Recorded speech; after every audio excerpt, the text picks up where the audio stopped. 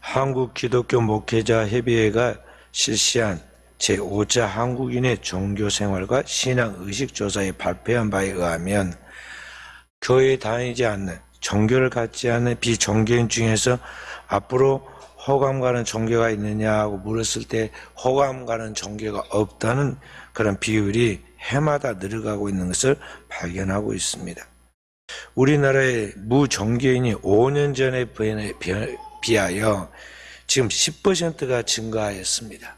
그래서 5년 전보다 10% 증가된 호감 가는 종교가 없다고 교회를 안 다니는 그러한 무종교인들이 63.4%가 나왔어요. 그러니까 교회를 다니는 사람이 점점 이제 교회를 다니지 않고 종교를 갖지 않는 탈종교화 현상이 가속화되고 있다는 것이죠. 우리나라의 인구가 점점 줄어든 반면 이와 같이 교회를 가지 않겠다 또는 종교를 갖지 않겠다고 하는 그러한 탈종교인들이 늘어가고 있다는 것은 심각한 일이 아닐 수가 없습니다.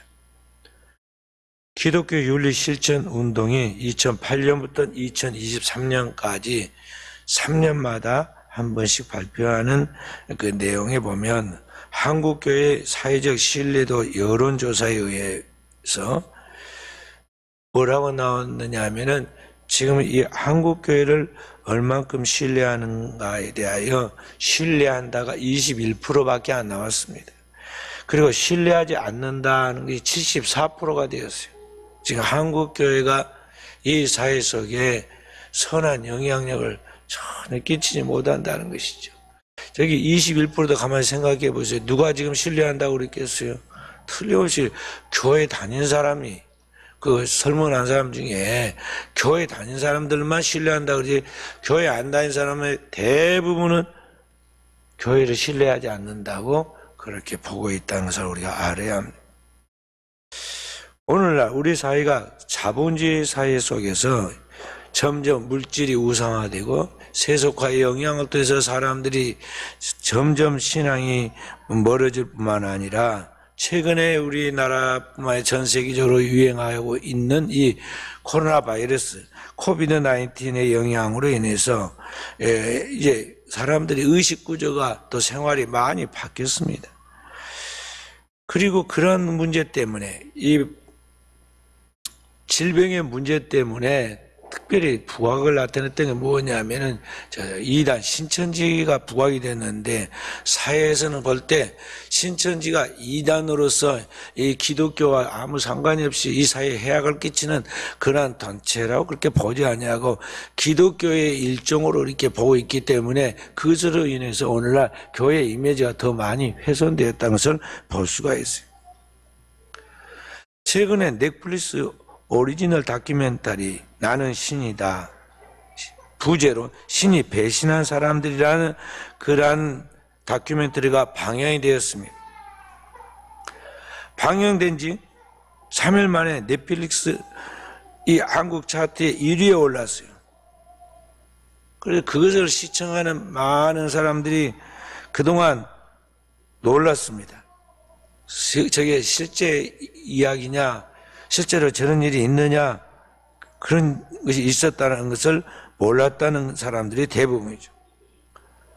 사실은 저 이단의 심각한 문제에 대하여 이 우리 한국교회가 그동안에 인지하고 있었고, 그 문제를 교회들마다 그리고 교단들이 이단 대책협의회 또는 이단 대책 세미나 등을 만들어서 많이 공개하고 있었지만은 이 이단 사이비를 밟은 세권에서 사회에다가 경각심 갖고 몰아내게 하지는 못했어요.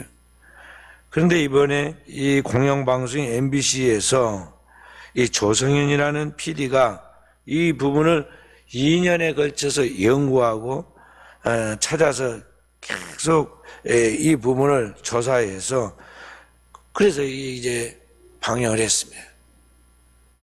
참 저분이 똑똑한 분인 것 같아요. 총명하고 그리고 믿음 있고 담대한 분 같아요. 아무나 그 일 못하거든요.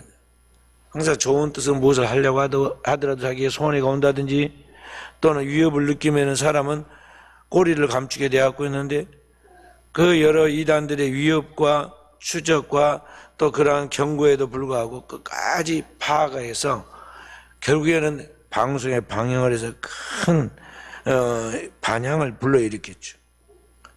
그가 이 일을 하고 나서 서울 롯데호텔에서 기자 간담회를 했습니다. 그러면서 이런 말을 했습니다. 사이비 종교는 오늘날 우리 사회가 길러낸 괴물입니다. 우리 가족과 가까운 친구 중에도 당한 사람이 있기 때문에 이 사이비 종교 문제는 남의 이야기가 아니라 오늘 우리의 이야기고 언젠가는 풀어야 할, 해결해야 할 숙제 같은 것이었습니다.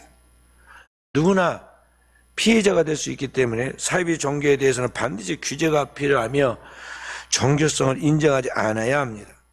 종교의 자유라는 이유로 우리 사회가 종교 문제에 대해 지나치게 방관적인 입장이었습니다. 이제는 종교의 자유만큼이나 책임을 지게 해야 합니다. 그래서 교회가 못한 일을, 교단들이 못한 일을, 교회 연합적인 기독교 연합단체가 여러 개 있는데 해결하지 못한 문제를 여기 똑똑한 한 크리스찬이 이 문제를 파헤쳐가지고 방송에다가 그걸 이제 방영했는데 사람들에게 큰 경각심을 주고 이단의 해악에 대하여 경각심을 갖고 사람들이 이제 보게 되었다는 것이죠. 그 방송에서 사이비 이단 중에서 제일 먼저 다루는 사람이 누구냐면 이 정명석이라는 사람의 이야기입니다. 정명석. 우리 교단 이단을 다루는 문제 중에서 이 정명석이라 부르는 이 반기독교적인 이단에 대하여 1987년도에 2002년도에 우리 교단 82회 총회에서 반기독교적인 이단으로 재규정을 했어요. 그러니까 그 앞에도 이단으로 규정했지만 다시 한번 또 경각심을 갖도록 재규정을 했다는 것이죠. 여기 정명석이라는 사람이 기독교 복음선교회라는 그러한 단체의 이름을 등록해서 사람들은 그 단체를 뭐라 부르냐 하면은 JMS라고 불러요. 정명석의 이름의 첫자 이니셜을 따가지고 JMS라. 그리고는 정명석이는 이 JMS라는 자기 이름을 뭐라고 또 의미를 부여해서 해석했느냐면 J는 지저스의 약자다. M은 뭐냐? 메사이어. 메시아에 대한 약자다. 그 다음에 S는 뭐냐? 세이비어. 구세주라는 약자다. 자기가 지금 예수이고 구세주고 메시아다는 거죠. 어이없죠. 초등학교밖에 안 나왔는데 뭐 영어도 그 당시에 안 배웠을 것인데 어디에서 그런 걸 또 기동량 해가지고 좋은 것은 다 따와가지고 자기 이름에다 붙인 것입니다. 그리고 못된 짓을 얼마나 많이 해가지고 결국에는 걸려들어서 우리나라의 법에서 2009년 4월 23일에 대법원에서 강간치상 혐의로 10년형을 확정지었어요. 대법원에서 10년 확정이 됐다면요 굉장히 큰 범죄예요.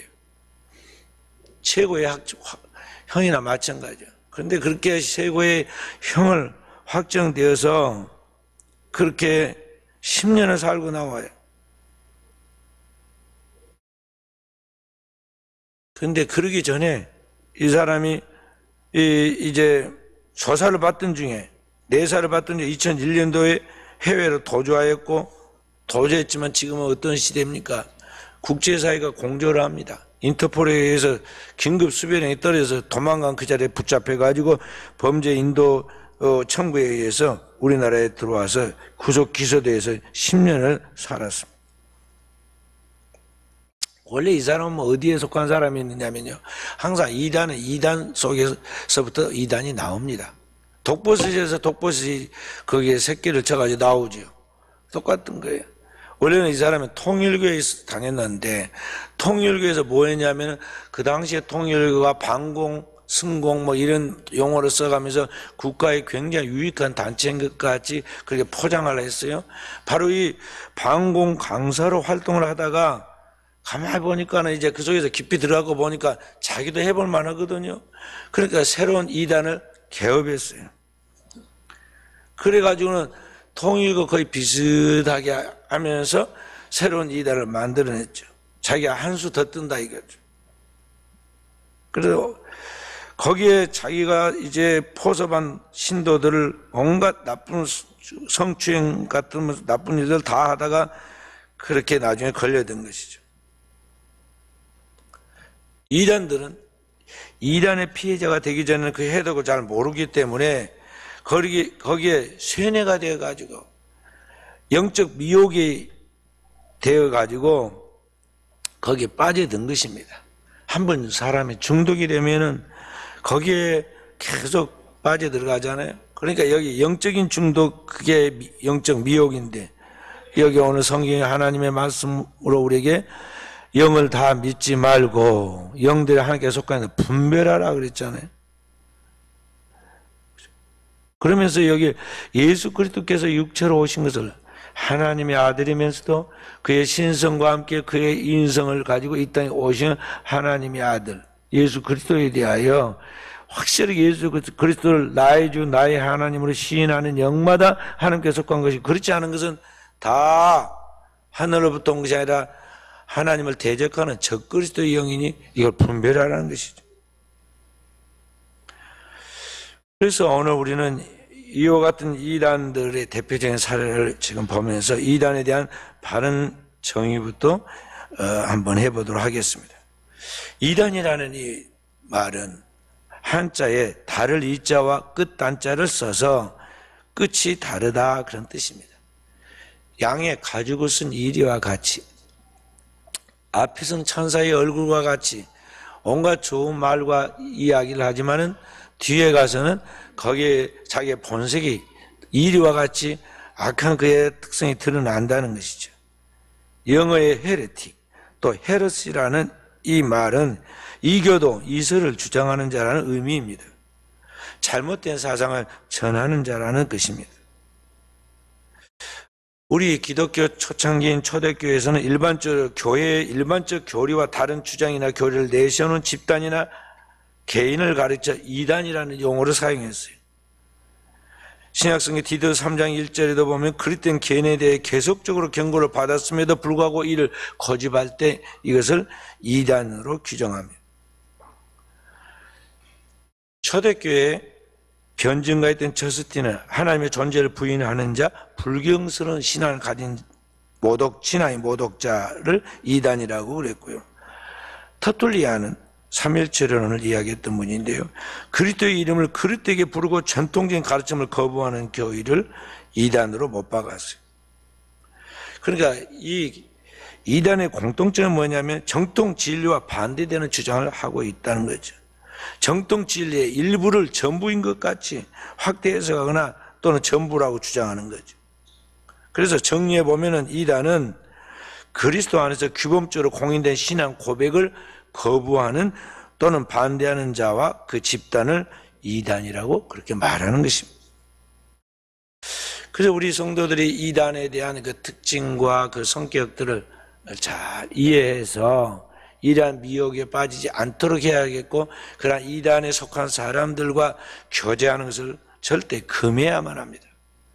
제가 이단에 빠진 몇몇 사람들을 보았는데 그 사람들이 상당히 미련하면서도 사실을 똑똑하게 착각을 하는 교만한 사람들이 빠지더라고요. 뭐냐면 나는 똑똑해가지고 이단에 대해서 그렇게 빠져들지 않을 것이기 때문에 한번 가서 들어보고 만약 그게 잘못되면 내가 딱 빠져나올 것이니까 내가 한번 가서 본다는 것이죠. 그래서 나는 이단이 무섭지도 않고 이단과 이렇게 뭐 교제하는 거 사람 가리지 않고 다 만난다고 그렇게 이야기를 하다가 나중에 얼마 후에 보면요 딱 이단에 들어가고 있습니다. 제가 이 몇 명을 봤어요. 그래서 절대 그렇게 자기를 과신하지 말라는 것이죠. 하나님 앞에서 우리는 항상 어린 아이와 같다는 걸 알고 겸손해야 하고, 그 하나님께서 우리에게 주신 그 모든 말씀을 따라서 한 걸음 한 걸음 그걸 배워나가면서 그 말씀을 따라가야지, 그렇지 않고 내 생각이 하나님의 생각보다 더 위에 있어서 내가 이 세상 모든 것을 분석하고 분별해서 내가 결정한 것이 최고로 옳다고 생각하는 그런 것은 나로 하여금 넘어지게 만드는 가능성이 있다는 걸 알아야 돼요. 자, 그래서 이제 이단에 대한 부분을 이제 그 특징을 몇 가지를 제가 정리해 보면 크게 5가지로 우리 성도들이 분별하면 됩니다. 첫째는 모든 이단들은 성경과 병행하여 자기들만의 고유한 경전을 가지고 있어요. 예를 들어서 통일교 같은 경우는 원리 강론이라는 책이 있어서 그것을 완전히 그들이 암송하고 숙지해 가지고 그것을 성경보다 더 신뢰하고 나아갑니다. 그 당시에 통일교와 쌍벽을 이루었던 이 전도가는 오묘 원리라는 책자가 있어 가지고 그 오묘 원리라는 그 교리에 따라서 그들이 신앙생활을 하고 따랐어요. 여호와의 증인들은 새세계 번역 성경이라는 것을 가지고 있어서 그걸 따르고, 몰몬교에서는 몰몬경을 가지고 가르칩니다. 크리스천 사이언스라는 이단은 과학과 건강이라는 책을 가지고 그들에게 끊임없이 교육을 시킵니다. 그리고 최근에 한국에 많은 무리를 일으켰던 이 신천지 장막성진의 경우에는 요한계시록의 실상과 신탄이라는 책을 가지고 그걸 가지고 그들이 풀어서 그들의 교리를 설명합니다. 그래서 첫 번째는 이 성경과 평행한 자기들의 고유한 경전을 가지고 있다는 거죠. 두 번째는 그들은 기독교 신앙의 핵심 진리의 내용을 빼버리고 그것을 대체해서 다른 것을 집어넣어요. 그리고 기독교 신앙과 배치된 다른 내용을 집어넣어서 그것을 우월하게 다룬다는 거죠. 그래서 항상 이단들의 문제는 뭐냐면 기독교 신앙의 가장 중요한 핵심이 틀려있기 때문에 이단인 걸 알아야 돼요. 세 번째는 교주를 신격화합니다. 우리가 부모님은 하늘같이 우리가 받들어야 되잖아요. 그래도 부모님은 안 들으면 어떻게 해요? 부모님도 자식들이 욕을 합니다. 흉을 봅니다. 자식들이 그러죠. 당연히 그러죠. 대통령도 안 보면 우리가 그러잖아요. 그런데 그 이단들은 교주를 완전 신격화해가지고 마치 신성을 못 오가면 안 되듯이 그렇게 다루고 있다는 거죠. 그래서 이 신천지 같은 경우 이만희가 자기가 재림예수의 다른 이름인 보혜사라고 하고 자신이 세운 12지파에 속해야만 구원을 받는다고 생각해요. 그래서 이 신천지에는 베드로 지파부터 시작해서 12사도 이름이 다 들어있고 전국에 12지파가 형성되어 있어서 거기에 속해야 한다고 그러죠. 그래야 영생을 얻는다고 주장하고 그가 쓴 세례증서라든지 또는 뭐 재직 임명에 보내면은 뭐라고 써놓냐면 축 영생 총회장 이만희 그렇게 써놔요.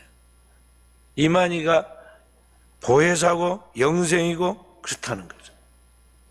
그 보혜사 영생이 이만희가 코로나 바이러스 그 백신 안 맞고 도망다니다가 나중에 잡혀가지고 사람들 앞에 가서 고개 숙이고 잘못했다고 절을 하고 그랬으니 그게 얼마나 모순이 됐겠어요? 자, 그렇게 한다는 것입니다. 그래서 여기 삼일체 하나님 되시는 하나님의 그 어떤 자리에 하나님을 빼고, 그러니까 성부, 성자, 성령 중에 하나를 빼죠. 특히 예수 그리스도를 빼고 거기에 교주를 거기다 딱 집어넣어서 신격화하거나 성령을 빼고 거기에다가 교주를 집어넣고 신격화하거나 그런 식으로 이야기하면서 그 사람을 통해서 구원을 받는 것이 주장한다는 것이죠. 근데 한국 교회는요, 이런 이상한 자신을 신이라고 생각하면서 그렇게 말하는 이상한 사람이 40명에서 50명 있어요. 왜 그럴까요? 전 세계적으로 그런 사람이 그렇게 많지 않은데 왜 이단의 교주가 왜 이렇게 많을까요? 제가 생각해 보았습니다. 우리나라는 옛날부터 점을 많이 치고 또 도사 이야기를 많이 했어요. 사람과 일반 사람과는 완전히 다른, 질적으로 다른 도사, 그런 이야기를 많이 했고, 또 사람이 부처가 된다고 그렇게 믿고 그렇게 가진 그 오래된 그런 종교성을 가지고 있어요. 그래서 자신이 부처가 될 수 있다는 불성을 가지고 있어 부처가 될 수 있던 그런 자력 종교가 너무나 강하게 종교성이 우리 사람들 속에 있어가지고 이런 이단들이 와가지고 자신을 신격화시키고 그렇게 교리를 세뇌시키면은 사람들이 그걸 신비롭게 본다는 거죠. 이단 중에 안상홍 중의회라는 게 있는데, 안상홍 사람 이름입니다. 이 사람은 하도 이단이다 그러니까 이름을 요새는 바꿨습니다. 하여간 기독교의 좋은 이름은 자꾸 이단들이 가져다 써요. 뭐라 썼느냐? 하나님의 교회라고 그랬어요. 아, 교회가 다 하나님의 교회지. 근데 그 사람들이 하나님 교회란 말을 써버리니까요, 이단들이 쓰니까 지금 하나님의 교회란 말을 보통 교회들이 잘 안 씁니다. 왜냐하면 이단들이 쓰니까. 우리가 구약에는 하나님을 여호와라고 불렀는데 여호와 하나님에 대하여 우리는 그의 종이죠. 그런데 이단들이 여호와의 증인이라고 자기들이 말하니까 우리가 여호와의 증인이란 말은 못해요. 주님이 다시 오신다고 말씀하시는데 다시 오실 것인데 주님의 재림을 기다리는 우리보다 이단들이 앞서가서 말이죠. 자기들이 재림했으니 언제 재림이 아니 막 계속 그렇게 어지럽히니까 우리가 오시는 주님에 대하여 주님을 기다린다는 재림에 대한 이야기를 잘 안 해요. 왜냐하면 저 사람 신앙이 좀 이상한 것 같다 그렇게 보기 때문에 그런 거죠. 이단들은 항상 이렇게 하나님의 그 교회와 그 성도들을 미혹하고 혼란케 해가지고 정통신앙에서 멀어지도록 그렇게 유혹을 한다는 것이죠. 이 안상홍 증인의 하나님의 교회라고 지금 부르고 있는 그 교단에서는, 이단에서는 안상홍을 하나님 아버지라 부릅니다. 그리고 그의 부인 장길자를 뭐라 부르냐면 어머니 하나님이라 불러요. 남자와 여자가 있듯이 하나님도 남자와 여자가 있다는 거예요. 또 통일교에서도 마찬가지예요. 문선명을 참 아버지, 그 한학자를 참 어머니라 부르고 기도할 때 뭐라 하냐, 참 부모의 이름으로 기도합니다. 이렇게 또 기도. 안상홍 하나님의 이름으로 기도합니다. 이렇게 또 그렇게 한단 말이에요. 안상홍은 1985년 2월 25일 67세의 나이로 부산 죽어가지고 부산 석계공원에 지금 무덤이 있는데, 그런데 여전히 그가 하나님이라고 안상홍 하나님 이름으로 기도한다고 교단이 있다니까요.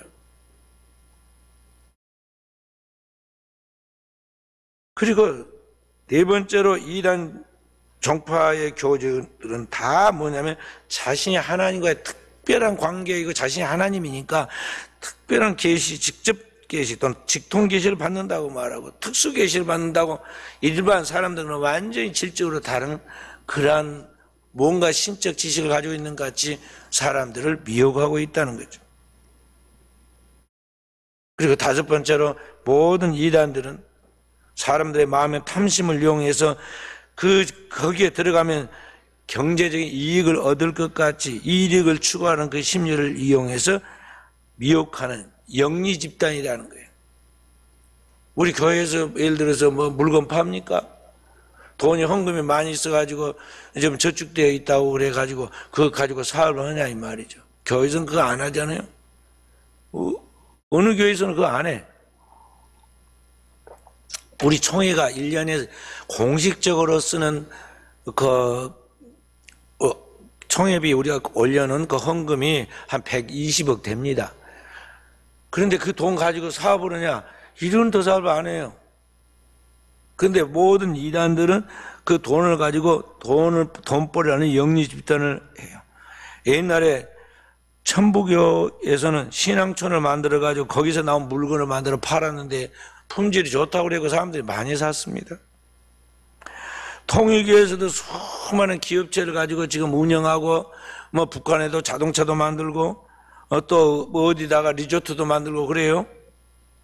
이 조그만 음료 하나도 전부 다 통일교에서 만들어낸 것들이 거의 잡고 있어요. 저 충청도 어디에서 나오는 그 초정약수라고 있어요. 초정약. 그 통일교에서 나온 겁니다.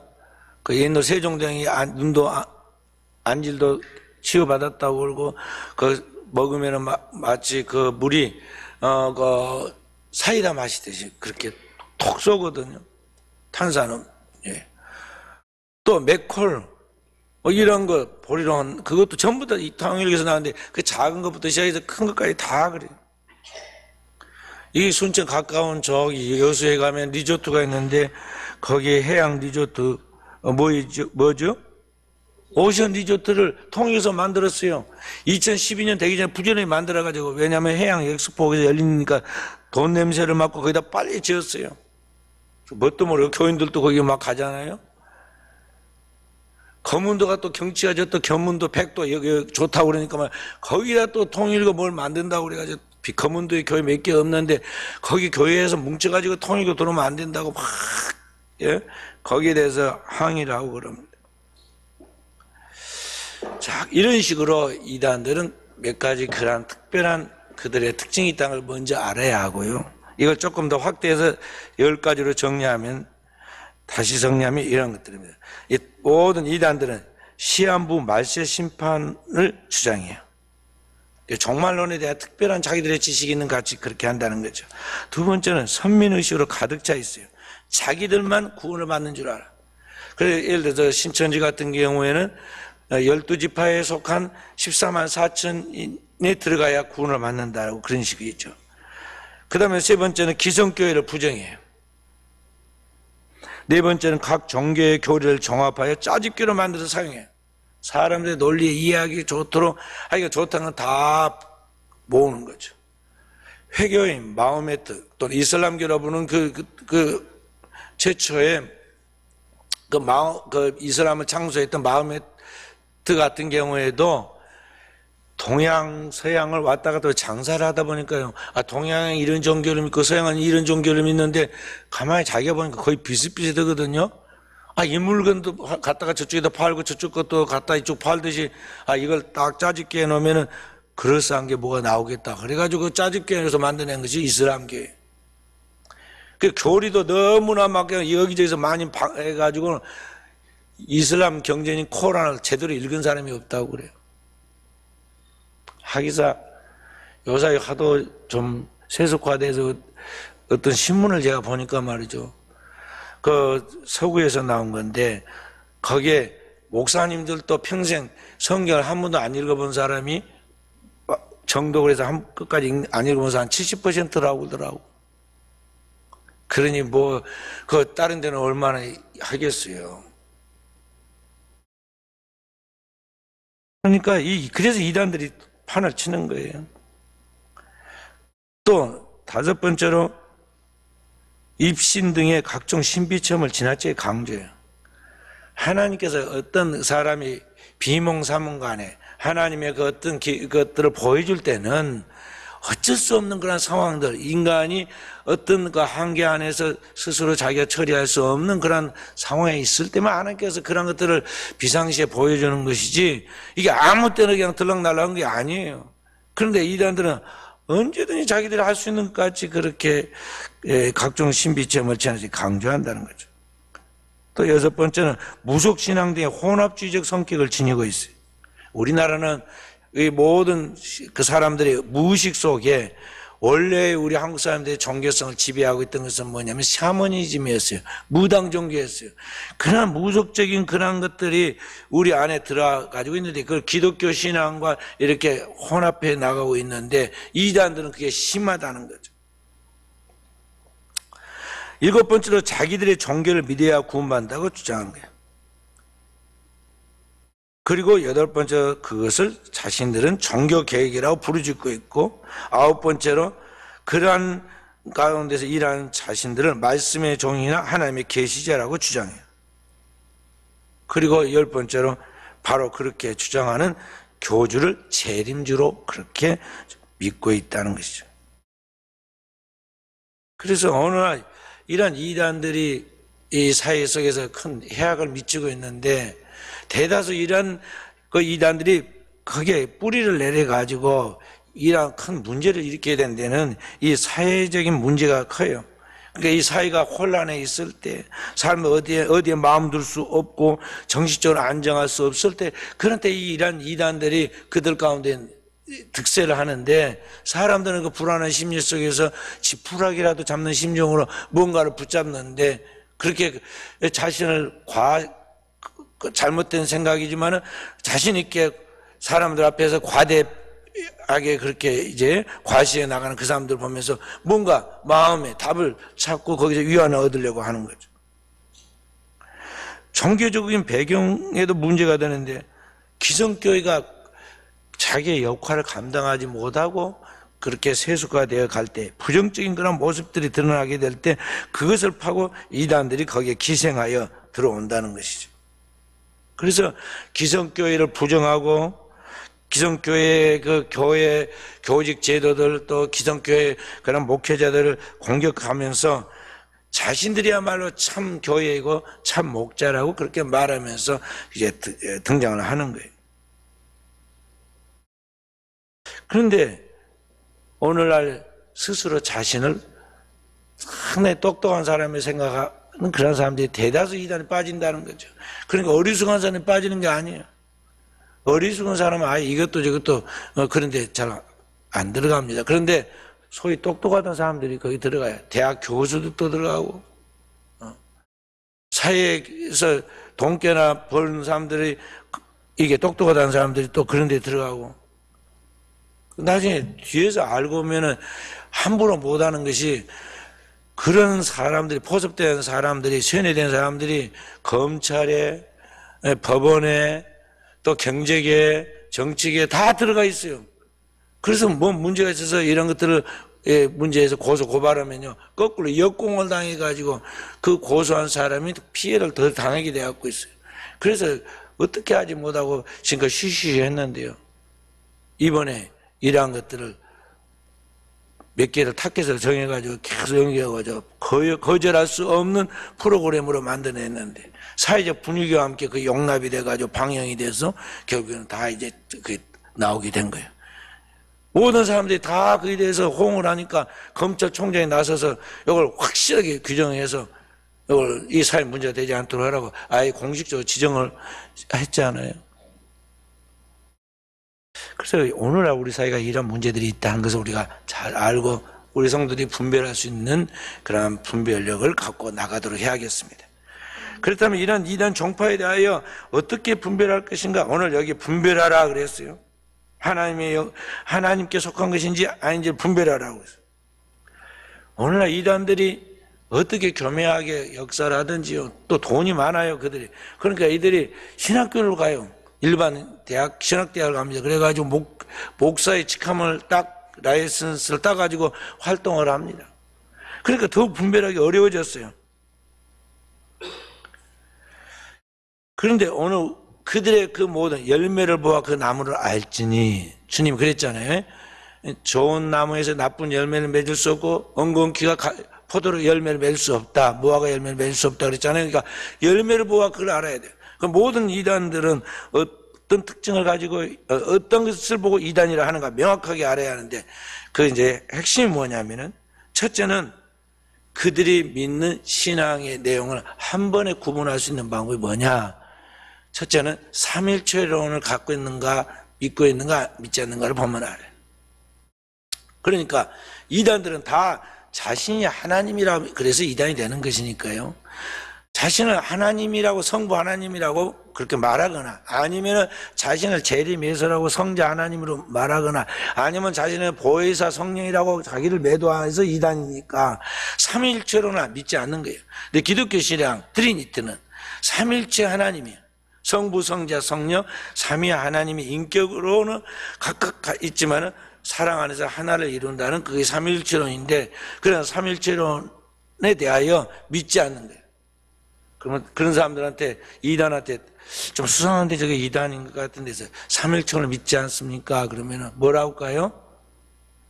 성경에 어디 삼일체론이란 말이 써졌습니까? 또 이렇게 나온다. 그러면 괜히 말 씨름만 내겠죠? 그럼 뭐라고 그래야 하느냐면 삼일체론의 신앙을 고백하는가 하지 않는가를 보면 알 수가 있어요. 삼일체 하나님을 믿는 신앙의 고백이 뭐냐면 사도신경이에요. 사도신경. 사도신경의 첫 번째가 뭐라고 그래요? 나는 전능하신 아버지 하나님 천지의 창조를 믿습니다. 하나님을 믿는다. 라틴어 신앙고백을 라틴어로 크레도. 그래. 나는 믿습니다. 그러면 나는 성부 하나님을 믿습니다. 그 말이에요. 두 번째는 나는 그의 유일하신 아들 주 예수 그리스도를 믿습니다 하면서 길게 나오죠. 그의 탄생, 그의 십자가의 고난과 죽음, 그리고 부활, 승천, 재림이 되기까지 최후 심판까지 재림과 심판까지 이야기하는 게 저게 성자 하나님. 나는 예수 그리스도를 믿습니다가 두 번째 고백이에요. 그 사도신경. 세 번째가 뭐예요? 나는 성령을 믿습니다. 교회와 성도와 죄를 용서받는 부활 영생까지 이 성령의 역사를 믿습니다. 이 성부 성자 성령 하나님에 대한 고백이 사도신경이에요. 그러니까 모든 이단은요 사도신경을 고백하지 않는다는 걸 알아야 돼요. 그래서 딱 봐가지고 이 사람의 진정한 사도신경을 고백하는 신앙인인가 아닌가를 보고 알 수 있다는 거죠. 어떤 모임과 단체가 가지고 사도신경을 고백하지 않는 그런 단체나 모임들은 전부 다 가짜라는 걸 알아야 돼. 근데 지금은 하도 겸해가지고 자기도 뭐 사도신경을 고백한다고 또 그렇게 거짓말을 합니다. 그러면 그 다음에 기독론으로 물어야 돼요. 성부 하나님에 대한 삼일체에 대한 부분을 이야기했죠. 근데 그게 구체적으로 들어가면 제일 많은 게 뭐냐면 기독론. 예수 그리스도의 십자가의 죽음과 부활에 대한 부분을 물어나는 거죠. 당신이 그리스도 예수가 내 모든 죄를 다 사하고 그리스도를 통해서 영원한 속죄를 받았음을 믿습니까? 그분을 통해서 우리가 영원한 속죄와 함께 하나님 앞에 나아간다는 것을 믿습니까? 물으면요 100% 이단들이 그게 아니라 자기의 교주 누구를 믿어야 그래야 구원을 받는다 이렇게 믿고 있다는 거죠. 그래서 그걸 절대 예수 그리스도의 십자가 보혈에 대해서 믿질 않아요. 그렇게 물어라 하는 거예요. 그리고 또 이제 성경 외에 다른 것을 가지고 자꾸 이야기를 해요. 그러니까 성경의 유일성을 믿습니까? 다른 것을 끄집어 오면 반드시 이단이든 걸 알아야 돼요. 당신은 성경 창세기부터 요한계시록 66권의 그 말씀이 하나님의 말씀이고 계시고 그보다 다른 것은 없다는 걸 믿느냐 물어야 돼요. 성경 66권이 제정되기까지 많은 과정들을 거쳤는데요. 성령께서 다 주장해서 마지막 66권 딱 정해놓은 거예요. 그래서 이 성경의 66권 속에 하나님의 구원의 모든 진리가 들어있다는 거죠. 그래서 종교개혁을 일으킬 때 종교개혁자들이 종교개혁의 신앙의 세 가지를 이야기하면서 그 마지막이 뭐냐면 솔라 스크립추라 오직 성경만으로 그런 말이에요. 성경만. 그래서 성경의 절대성을 믿지 않는 그러한 것들은 이단인 걸 알고 그것을 다른 해석을 하고 아전 인식을 아무리 뭐 대단한 것 같이 신비한 것 같이 이야기해도 속으면 안 된다는 거죠. 이단에 빠져가지고 아까 그 정명석파에 빠져가지고 나와서 이제 거기서 고발하고 다니는 분이 계신데 그분이 뭐라고 그러냐면요. 자기가 왜 거기에 빠졌느냐 하면 기성교회에 가가지고 뭐 질문을 하니까 통 답을 안 주더라는 거예요. 그런데 어느 날 자기가 다니는 대학교에 어떤 사람이 말하기를 자기 선생님은 성경을 뭐 700독을 했다든가 뭐 그렇게 해가지고는 완전히 박사니까 그분에게 가서 물으면 된다고 그랬다는 거예요. 그래서 만나서 뭐 이야기를 했는데 그분이 또 겸허하게 뭐라고 우리가 잘 보통 사람들이 물었을 때 답변하지 못한 문제를 뭐라고 답변을 해줬는가 봐요. 그러니까 그 말에 틀렸던 맞았던 그 시대에는 그게 하여간 답변이 됐으니까 그게 빠져들어가지고 들어가서 나중에 거기에 한참 이단의 그 앞잡이가 돼서 활동을 하다가 나중에 그 잘못됐다고 알고 나왔어요. 그러니까 여기 성경에 우리가 무지하면 안 된다는 것을 또 볼 수 있는 것이죠. 또 이단들은 절대로 불신자들을 목표로 하지 않고 기성교인들을 미혹의 대상으로 사요. 이리가 풀 뜯어먹는 게 아니라 양을 잡아먹잖아요. 양을 잡아. 그래 이단들은 반드시 기성 신자들 교회 다니는 사람을 공격 목표로 삼지 안 믿는 사람을 목표하지 않아. 왜냐하면 그것 전도할 그런 그 능력이 없어요. 그들에게는 미혹의 영이 있기 때문에 그러한 거죠. 그리고 또 기성교회와 함께 기성교회 목회자, 우리 교회 목회자들을 비난하고 자신들이 소속된 교주를 숭배 대상으로 삼고 나가는 걸 알아야 돼요. 그런데 그런 이단들은 자기의 교리만 딱 그것만 암송해서 이야기하기 때문에 다른 건 잘 몰라요. 그래서 다른 이야기를 하면 그 사람은 딱 뭐라고 마지막에 빠져나가냐면 와보라는 거예요. 자기들 거기 그 교단 또는 자기들 그 교주가 있는 그 집합하는데 그들은 교회라 불러요. 그걸 거기 와보라. 그게 참교회니까 와보라고 그래요. 말이 막히면 그렇게 이야기를. 그래서 오늘 우리는 그리스도인에서 저와 우리 성도들이 알아야 할 거냐면 이 이단들이 이렇게 독버섯처럼 퍼져 나가는 것은 오늘 현대 교회가 또 오늘 우리 교회 다니는 교인들이 자기가 믿는 하나님에 대하여 자기가 믿는 기독교 신앙에 대한 교리에 대하여 명확한 이해를 갖지 못하고 성경을 제대로 배우지 못했기 때문에 하나님이 누구이신가에 대한 진정한 그 확신이 없고 또 그 하나님 믿는 신앙으로서 오늘 우리가 어떻게 살아야 하는가에 대한 답을 갖고 있지 못하니까 이런 잘못된 그런 이단들에게 금방 세뇌되거나 그들의 미혹에 끌려가서 결국 그들의 밥이 되고야만 한다는 것이죠. 그래서 우리는 하나님 앞에서 우리가 믿는 신앙이 정통신앙으로 나아갈 수 있도록 내가 생각할 땐 내가 똑똑하다 자기가 보는 자기로 끝나서는 안 되고 하나님이 인정하실 때까지 하나님께서 인정하시고 우리의 믿음에 축복하실 때까지 하나님께서 우리를 구속하심에 대한 확실한 하나님의 증표인 그리스도의 보혈로 정결케 하고 성령으로 새롭게 하시는 그 은혜를 우리가 덧입고 새롭게 새 사람이 될 때까지 우리는 영적인 그러한 신앙의 삶을 교회를 통해서 완성해 가도록 해야 한다는 것이죠. 교회를 마당만 받고 다니서는 안 돼요. 교회를 오래 다녔다는 관록만 가지고 이야기해서는 안 된다는 것이죠. 우리는 교회에서 하나님 말씀을 붙들고 제자 훈련을 통해서 진정한 성경의 복음이 무엇인가에 대하여 그리고 그 복음이 나를 통해서 어떻게 나타나야 하는가에 대하여 그리고 그 복음적인 삶이 오늘 나의 삶의 주변의 영혼들에게 어떤 선한 영향을 미쳐 그들을 주님께로 인도하는가에 대한 분명한 우리의 삶의 열매가 따라야겠어요. 이단들 보세요. 그들은 얼마나 자기 주변의 사람들에게 되지도 않은 것을 가지고 열심히 합니까? 돈 벌어서 그들은 맨날 그 이단 포기하는데 다 씁니다. 우리는 잘 믿는 거지 자기 자신을 과대평가하지만 1년 내내 있어도 한 명도 전도도 못해. 열매가 없어요. 자기 주변에 있는 영혼들을 방황하는 영혼들을 죽어가는 영혼들을 살려내야 하는데 그게 열매가 없다는 것이죠. 여기에 여러분과 저는 하나님 앞에서 우리 자신에 대한 거룩한 그런 부담감을 가져야 하고 그 하나님 앞에서 자신의 삶의 성찰을 통해서 어떻게 하면 주님을 기쁘시 하는 열매 맺는 그리스도인이 될 것인가에 대하여 자기 삶의 목표를 정하고 오늘을 살아야 하겠다는 것입니다. 그렇게 해서 오늘 우리 그리스도인들이 그리스도 안에서 흔들리지 않는 이 영원한 하나님의 나라를 바라보고 진정한 그리스도인으로서 하나님께서 내게 주신 그 믿음을 가지고 이 땅에 방황하는 영혼들을 살려내는 이 보람된 일을 하면서 내 영혼이 살고 만나는 영혼들을 살리는 이 일들을 통해서 하나님의 기쁨을 하나님의 주시는 그 은혜와 은사를 하나님의 평화를 누리는 깨어있는 죄에 사는 종들이 다 되어지기를 주님의 이름으로 축원드립니다.